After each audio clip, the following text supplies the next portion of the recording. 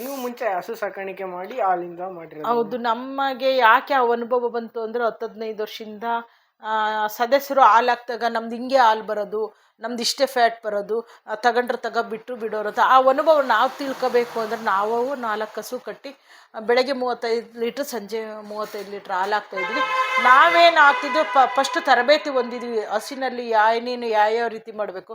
ನಮ್ದು ಈ ಥರ ಬರ್ತಾ ಇದೆ, ನಿಮ್ದು ಯಾಕೆ ಬರಲ್ಲ, ನಾವು ನಿಮ್ಮಂಗೆ ಖನಿಜ ಮಿಶ್ರಣ ಪಶುಹಾರ ಹಾಕ್ತಾಯಿದ್ದೀವಿ, ನಮ್ದು ಇಷ್ಟು ಬರ್ತಾ ಇದೆ, ನಿಮ್ದು ಯಾಕೆ ಇಷ್ಟು ಬರ್ತಾ ಇಲ್ಲ, ನಾವು ಕಟ್ಟಿರಲಿಲ್ಲ. ಆ ಅನುಭವ ಪಡ್ಕೊಳ್ಳೋಕ್ಕೋಸ್ಕರ ನಾವು 4 ಕಸ ಕಟ್ಟಿ ಮಾಡಿ.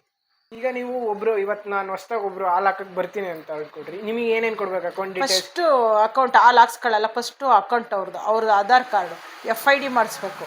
ಮಾಡಿಸಿದ್ಮೇಲೆ ಅವ್ರ ದಾಖಲಾತಿ ತಗೊಂಡ್ಮೇಲೆ ಹಾಲು ಹಾಕ್ಸ್ಕೊಳ್ಳೋದು. ಯಾಕೆ ಅಂದರೆ ಅವ್ರ ಹಣ ನೇರವಾಗಿ ಬ್ಯಾಂಕ್ ಇದಕ್ಕೆ ಹೋಗೋದಲ್ಲ, ಫಸ್ಟ್ ಅವ್ರ ಅಕೌಂಟ್ ತಗೊಳ್ತೀವಿ, ಆಧಾರ್ ಕಾರ್ಡ್ ತಗೊಳ್ತೀವಿ, FID ಮಾಡಿ ತಗೊಳ್ತೀವಿ, ತಗೊಂಡ್ಮೇಲೆ ಹಾಲು ಹಾಕ್ಸ್ಕೊಳ್ಳೋದು, ಕಲೆಕ್ಷನ್ ಮಾಡಿಸ್ಕೊಳ್ಳೋದು.